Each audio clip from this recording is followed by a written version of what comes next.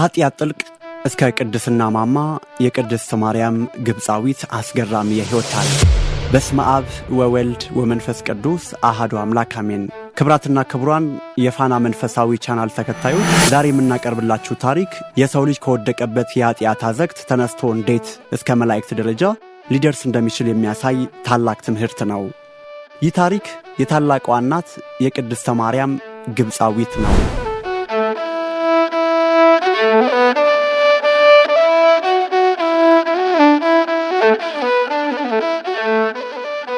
የቅድስት ማርያም ግብፃዊት የቀድሞ ሕይወት እጅግ አስገራሚ የሚባለው ከታላቁ የኃጢአት ጥልቁ ወደ ታላቅ የቅድስና ከፍታ የተደረገ ጉዞ በመሆኑ ነው። ማርያም የተወለደችው በግብፅ ሲሆን ገና በ12 ዓመቷ ከወላጆቿ ቤት ጠፍታ ወደ እስክንድሪያ ከተማ ሄደች።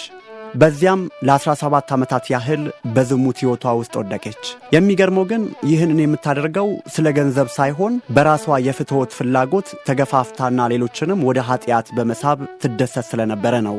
ታዲያ አንድ ቀን ብዙ ሰዎች የጌታችንን መስቀል ለማየት ወይንም ደግሞ ለበዓለ መስቀል ወደ ኢየሩሳሌም በመርከብ ሲጓዙ ተመለከተች። እርሷም አብራቸው ለመሄድ ተነሳሳች። ነገር ግን እርሷ ለመሄድ መርከቡ ላይ የወጣችው ለማንገስ ሳይሆን በመርከቡ ላይ ያሉትን ወጣቶች ለማሳሳት ነበረ። እናም ኢየሩሳሌም ከደረሰች በኋላ በዚያው የጥፋት ተግባሯ ቀጠለች። የበዓሉ ቀን ደርሶ ሁሉም ሰው ወደ ቤተክርስቲያን ወይንም ወደ ቅዱሱ መቃብር ቤተክርስቲያን ሲገባ እርሷም ከሕዝቡ ጋር ለመግባት ሞከረች። ነገር ግን ወደ ደጃፉ ስትቀርብ አንድ የማይታወቅ ኃይል ወደ ኋላ ገፋት። ሰዎች በቀላሉ ሲገቡ እርሷ ግን መግባት አልቻለችም።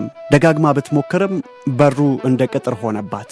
ሲደክማት ከበሩ አጠገብ ቆማ ማሰብ ጀመረች። ለምን አልገባሁም ስትል የድህነት ቃሏ ልቧን ነካው።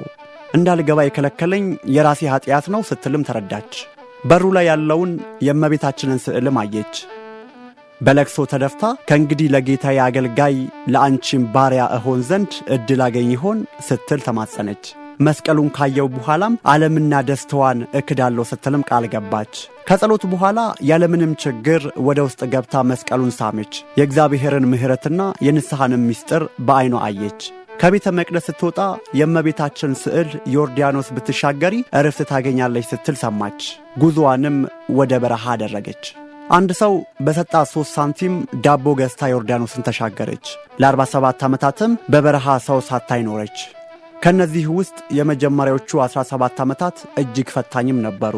ያለፈ ሕይወቷ ትዝታ፣ ረሃብ፣ ጥም፣ ሙቀትና የአራዊት ፈተና ይበረታባትም ነበር። በታመመችና በደከመች ጊዜ ሁሉ ወደ እመቤታችን ትጸልይም ነበር። ያን ጊዜም በዙሪያዋ የሚያበራ ብርሃን ታይ ነበር። ከ47 ዓመታትም በኋላ እግዚአብሔር የአባ ዞሲማስን እግር ወደ እርሷ መራው። አባ ዞሲማስ በረሃ ውስጥ ሲጓዙ እርቃኗን የሆነች ሰው መሆኗ የማይታወቅ በፀሐይ የተቃጠለችና ታዩ። ሮጠውም ሊያገኟት ሲሉ ጨርቅ ጣልልኝ አለቻቸውና መደረቢያቸውን ሰጧት። አባ ዞሲማስ በአራተኛው መቶ ክፍለ ዘመን የነበሩ ከሕፃንነታቸው ጀምሮ በምንኩስና ሕይወት የታነጹ ታላቅ ባህታዊ ነበሩ። በወቅቱ በነበረው የምንኩስና ሥርዓት በትህርምት ወይንም ጾምና ጸሎት እንዲሁም በመንፈሳዊ ዕውቀት እጅግ የታወቁና በመንፈሳዊ ሕይወት ፍጹምነት ላይ ደርሻለሁ ብለው የሚያስቡ አባትም ነበሩ።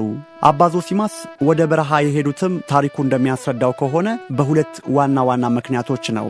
አንደኛው ከእኔ የሚበልጥ አለን የሚል ጥያቄ አባ ዞሲማስ ለረጅም ዓመታት በገዳም ሲጋደሉ ከቆዩ በኋላ በልባቸው በምድር ላይ በሥርዓተ ገዳምም ሆነ በትህርምት ከእኔ የሚበልጥ እኔ የማላቀውን አዲስ ነገር ሊያስተምረኝ የሚችል መነኩሴ ይኖር ይሆን የሚል ሐሳብ ስለነበራቸው ነው። እዚህ ጋር ልብ ልንል የሚገባው ይህ ሐሳብ በትዕቢት ሳይሆን ይበልጥ መንፈሳዊ ዕውቀትን ከመፈለግ የመነጨ መሆኑን ነው። ሆኖም እግዚአብሔር ግን ከሳቸው የሚበልጡ ድብቅ ቅዱሳን እንዳሉ ሊያሳያቸው ፈለገ። ሁለተኛው የመለኮታዊ ጥሪ በዚህ ሐሳብ ላይ ያሉ አንድ መልአክ ተገልጦላቸው እንዲህ አላቸው። ዞሲማስ ሆይ እንደ ሰው አቅም መልካም ተጋድለሃል። ነገር ግን እስካሁን ካየኸው የተለየ የቅድስና መንገድ አለ። ስለዚህ ካለህበት ገዳም ወጥተህ በዮርዳኖስ አቅራቢያ ወደሚገኝ ሌላ ገዳም ሂድ የሚል ትእዛዝን ተቀብለው ነው። እዚህ ጋር አባ ዞሲማስን በበረሃ ያጋጠማቸውን ተአምር እንመልከት። በመልአኩ በታዘዙት መሰረት ወደ ዮርዳኖስ በረሃ ካመሩ በኋላ አባ ዞሲማስ በአብይ ጾም ወቅት በረሃውን ለብቻቸው አቋርጠው ሲሄዱ ቅድስት ማርያም ግብፃዊትን አገኟት። ለ47 ዓመታት ሰው ሳያያት በበረሃ የኖረችውን ይቺን እናት ባዩ ጊዜ እርሷ ካላት መንፈሳዊ ከፍታ አንጻር እሳቸው ገና ተማሪ እንደሆኑም ተረዱ። በውሃ ላይ ስትራመድና ስትጸልይ ከመሬት ከፍ ብላ ስትታይ በመመልከታቸው መጀመሪያ የጠየቁትን ከእኔ የሚበልጥ አለህን የሚለውን ጥያቄ በተግባር ምላሽም አገኙበት። በአጠቃላይ የአባ ዞሲማስ ጉዞ ትሕትናን ለመማርና እግዚአብሔር በሰው ዓይን የማይታዩ ምን ያህል ድንቅ ቅዱሳን እንዳሉት ለማወቅ የተደረገ ጉዞም ነበር። አባ ዞሲማስና ቅድስት ማርያም ግብፃዊት ለመጨረሻ ጊዜ የተገናኙበት ታሪክ ደግሞ እጅግ ልብ የሚነካና በክርስትና ታሪክ ውስጥ ለትሕትና ትልቅ ምሳሌ የሚሆንም ነው።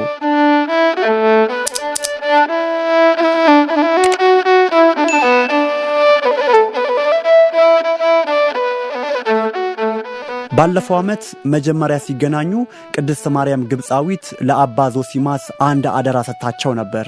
የሚመጣው ዓመት የሕማማት ሐሙስ ጸሎተ ሐሙስ ዕለት የጌታን ሥጋና ደም ይዘህ በዮርዳኖስ ወንዝ ዳር ጠብቀኝ ስትል ለመነቻቸው። አባ ዞሲማስም በታዘዙት መሠረት በሚቀጥለው ዓመት የከበረውን ሥጋውንና ደሙን ቁርባን ይዘው በወንዙ ዳርቻ መጠበቅ ጀመሩ። አባ ዞሲማስ በወንዙ ዳር ቆመው ሳለ ቅድስት ማርያም ማዶ ሆናም ታየቻቸው። ነገር ግን ወንዙን የምትሻገርበት ጀልባ አልነበረም። በዚህ ጊዜ አባ ዞሲማስን ያስደነገጠ ተአምርም ተከሰተ። ቅድስት ማርያም የመስቀል ምልክት በባህሩ ላይ አድርጋ እንደ ደረቅ መሬት በውሃ ላይ የተራመደች ወደ እሳቸው መጣች። አባ ዞሲማስ ይህንን ሲያዩ በታላቅ አክብሮት ሊሰግዱላት ቢሞክሩም እርሷ ግን አንተ የክህነት ክብር ያለህ አባት ነህ፣ ደግሞም የጌታን ሥጋና ደም ይዘሃልና አትስገድልኝ ብላ ከለከለቻቸው።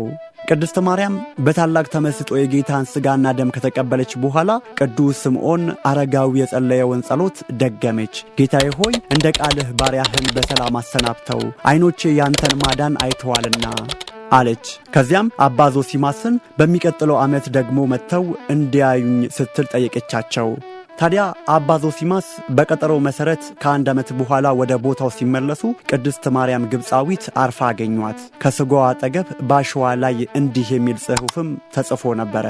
አባ ዞሲማስ ሆይ የዚችን ምስኪን ማርያምን ሥጋ ቅበር፣ ወደ መጣችበት መሬትም መልሳት። አባ ዞሲማስ ሥጋዋን ሊቀብሩ ቢፈልጉም መሬቱ ስለደረቀባቸው ጉድጓድ መቆፈር አቃታቸው። በዚህ ጊዜ አንድ ታላቅ አንበሳ ከጫካ ወጥቶ መጣ። አባ ዞሲማስ መጀመሪያ ቢፈሩም አንበሳው ግን በታላቅ ትሕትናና የቅድሲቱን ሥጋ እየላሰ አዘነ።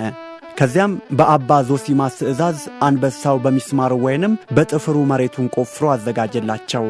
አባ ዞሲማስም የቅድስት ማርያምን ሥጋ ቀብረው ወደ ገዳማቸው ተመለሱ። ከዚያም ከኔ የሚበልጥ አለን ብለው አስበው ለነበረው ጥያቄ እግዚአብሔር በበረሃ ውስጥ ለሰው ሳይታወቁ እንዴት ያለ ታላቅ ተጋድሎ የሚያደርጉ ቅዱሳን እንዳሉ በማሳየት ትሕትናን አስተማራቸው። እሳቸውም ይህንን ታሪክ ለሌሎች መነኮሳት በመንገር የቅድስት ማርያም ግብፃዊትን ታሪክ እስከ ዛሬ ድረስ ለትውልድ እንዲተላለፍም አድርገዋል።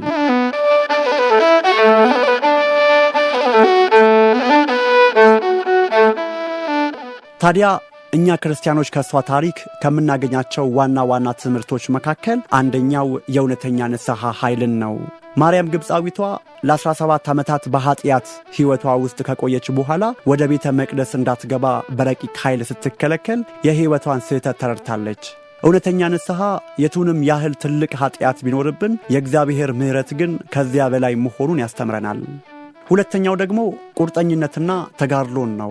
ንስሐ ከገባች በኋላ ቀሪ ዘመናን 47 ዓመታት በዮርዳኖስ በረሃ በብቸኝነት በጾምና በጸሎት አሳልፋለች። ይህ የሚያሳየው የቀድሞውን መጥፎ ልማድ ለመተው ቆራጥ ውሳኔ እንደሚያስፈልገን ነው።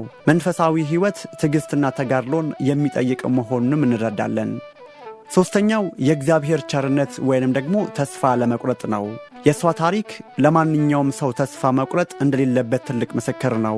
እግዚአብሔር ኃጢአተኛው ተመልሶ በሕይወት እንዲኖር እንጂ እንዲጠፋ እንደማይፈልግ ትምህርት ይሰጠናል። አራተኛው የራስን ማንነት መመርመር ነው። ማርያም ግብፃዊቷ ወደ ቅድስተ ሀገር እየሄደች ሳለ እንኳን በፍቃዷ በኃጢአት ትኖር ነበረ። ነገር ግን ልቧ ሲነካ ራሷን መርምራ ለመለወጥ መቻሏ እኛም ሁል ጊዜ ድርጊታችን እንድንመረምር ያሳስበናል። አምስተኛው ትሕትናን ነው። ከብዙ ዓመታት ገዳማዊ ሕይወት በኋላ አባ ዞሲማስ ሲያገኟት እሷ ራስዋን እንደ ታላቅ ቅድስት ሳይሆን እንደ ትልቅ ኃጢአተኛ አድርጋ ነበር የምትቆጥረው። ይህ ታላቅ የትህትና ትምህርት ነው። በአጠቃላይ ከማርያም ግብፃዊቷ የምንማረው ዋናው ቁም ነገር ከየትኛውም የውድቀት ደረጃ ተነስቶ ወደ እግዚአብሔር መመለስ ይቻላል የሚለውን ብሩህ ተስፋ ነው። ይህን ትምህርት ከወደዱት ለሌሎች እንዲደርስ ሼር ያድርጉት። ፋና መንፈሳዊን ሰብስክራይብ በማድረግ ቤተሰብም ይሆኑ። በቀጣይ በሌላ መንፈሳዊ ርዕሶች እስክንገናኝ ድረስ በሰላም ቆዩ። አሜን።